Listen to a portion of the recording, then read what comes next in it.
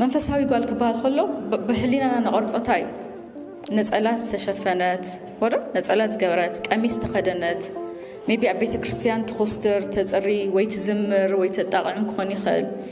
ሶ አሎ ፊዚካል ዝኾኑ ኢሜጃት ብደገ ንሪኦ ስእልታት አሎ ናይ መንፈሳውነት መግለጺ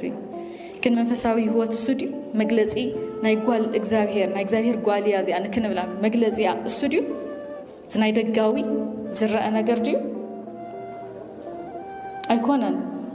ንኣብነት ፈሪሳውያን ብደገ ክረአዩ ከምኦም ጻድቕ ኣይነበረን ኣከዳድንኦም ናይ እግዚአብሔር ሕጊ ኣብ ክዳኖም ሰፍዮም ኣብ ዝግንባሮም ለጢፎም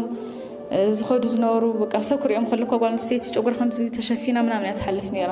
ግን እሶም እዮም ከዓ ንኢየሱስ ክርስቶስ ይሰቐል ኢሎም ፈሪዶም ዝሰቐልዎ ክጠፍእ ዝገብሩ ከዓ ፈሪሳውያን እዮም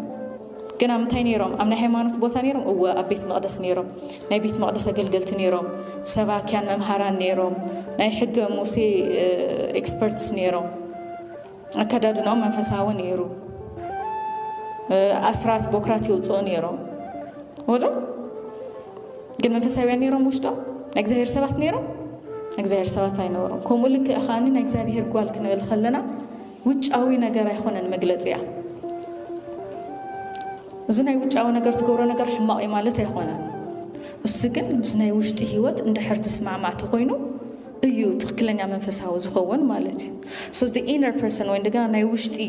ክንብሎ ከለና እንታይ ማለትና እዩ ፍቕሪ ዘለዋ ትሕትና ዘለዋ ጾም ጸሎት ስግደት ኣብ ዘላ መጽሓፍ ቅዱስ ተንብብ ሳክራመንትስ ወይ እንደገና ናይ ቁርባን ህይወት ዘለዋ ሰብ ይቅር ባይ ትብል ብዘይ ቅድሚ ኩነት ትፈቱ ምስ ጎረቤታ ምስ መሳርሕታ ብሰላም ትነብር ትውህና ቀንዲ ግን እንታይ እዩ ናይዚ ኩሉ ዝንጸባረቕ ዘሎ እንታይ እዩ ናይዚ ኩሉ ፍረታት ብደገ ንሪኦ ዘለና ፍረታት እንታይ እዩ ውሽጣ በልባ እግዚአብሔር ታይ ስለ ትገብራ ስለ ትፈትዎ ስለ ትደልዮ ማለት she's seeking God ወዶ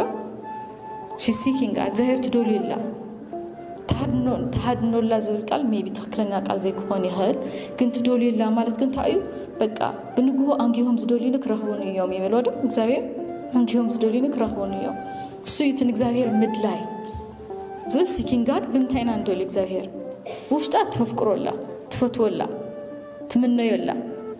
ከአኸን ኣብ ተግባርኻ ኣብ እንታይ ትገልጾትልና ኣብ ጸሎታላ ማንም ሰብ ዘይርያ ማንም ሰብ ዘይሰምዓ ኣብ መደቀሲያ በይና ኾይና እግዚአብሔር ትጽልያላ ቃል እግዚአብሔር ትምገባላ መንፈሳዊ መጽሓፍቲ ለእግዚአብሔር ከቕረባ ዝኽእል ተንብባላ ሰብ ኣብ ዘይብሉ